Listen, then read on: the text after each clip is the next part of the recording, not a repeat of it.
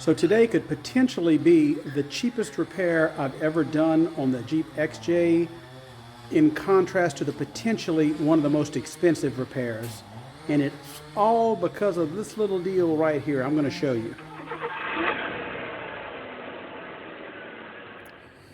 Okay, today what we're going to do is we're going to take this clutch off of the air compressor because the clutch is not kicking in all the time when the 12 volts is applied to the connector. In fact, I have to hit the clutch sometimes to get it to engage. So I think what we're going to do before I go to change the compressor and disconnect everything, I'm going to see if I can take this clutch apart right here and do some cleaning and possibly remove a shim out of it to see if I can get it to work. What I'm going to do is disconnect the power cable here from the clutch. And as you can see, this is just a single wire clutch wire here. It's very easy. If you're kind of concerned if your clutch is bad, you can just put 12 volts to right here, and if that clutch doesn't kick in, then you've got a problem in this unit. First thing I want to do is take this nut off. This is before I loosen the belt, because I kind of want the belt to keep this thing tight, but I'm not so sure that that's going to be the case. I'm going to use an impact on it.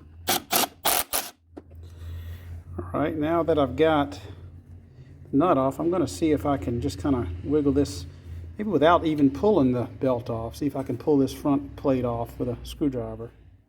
Okay, this part was fully easy. I just took a screwdriver in each end, and it looks like it is about to come off. So let's see. There we go. Now be careful, there might be a shim up in there.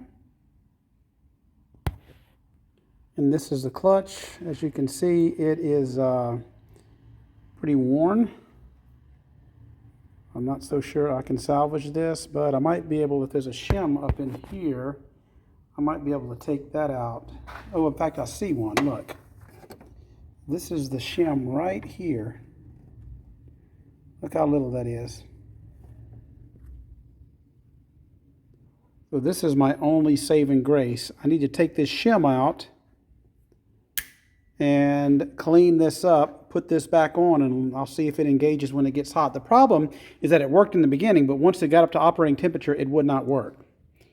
All right, so let me clean this out with some brake cleaner, and I'll wire wheel it, and then we'll put it back together. All right, I cleaned this up with the wire wheel, cleaned it up in there. When you put this back on, you realize that there's the splines are not all equal. See that?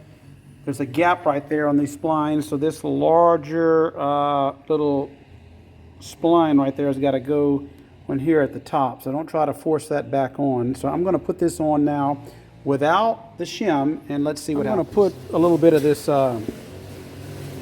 grease right in here, since it kind of slides around on that. Okay, so as you see, I pulled the fan shroud up. I didn't have to take it completely out, but I did pull it up to be able to get to this job. So it's all buttoned back up. And let me put the fan shroud back on, and we'll crank it up and see what happens. Okay, the fan shroud, I had two 5/16 bolts, but they could have been changed over the years. So I don't know, like on this fan is Torx, so I don't know what you have, but it's only 2 bolts here, and you just lift it straight up. It's kind of hard to get out with the fan clutch, but I didn't have to pull it all the way out. I just had to lift it up a little bit. Again, there's the shim I took out. So right now, all I've got to do is plug in the power for the fan clutch and see if this thing works.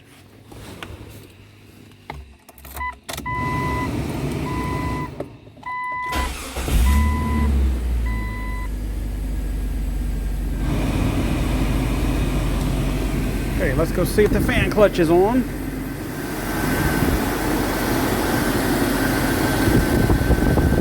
Alright, it is turning, but it always turned in the very beginning, and then when it got up to operating temperature, then it would shut down. So, line's real cold. Let's see. We'll let it run for a few minutes. See what happens. Currently, as you see, we are very cold.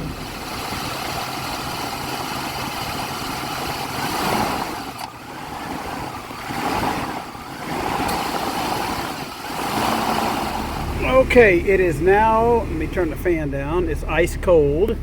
It is now up to operating temperature, and it should cycle when you rev the motor and cut and that kind of stuff. So what was happening before, you can see the compressor still turning when it got up to operating temperature, and then when I would rev the motor like this,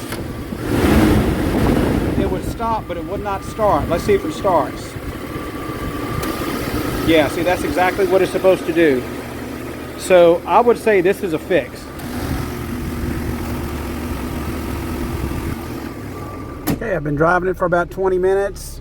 Still operating temperature a little bit above, still ice cold, AC still working. This old compressor's got 242,000 miles on it.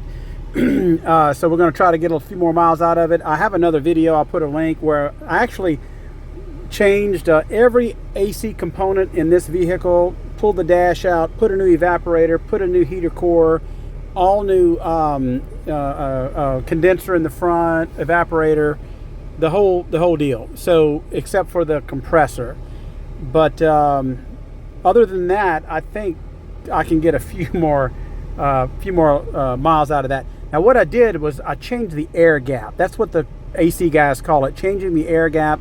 Those clutches wear out and they get thinner and thinner. So what you have to do is take that little shim out to move one of those plates closer to the other.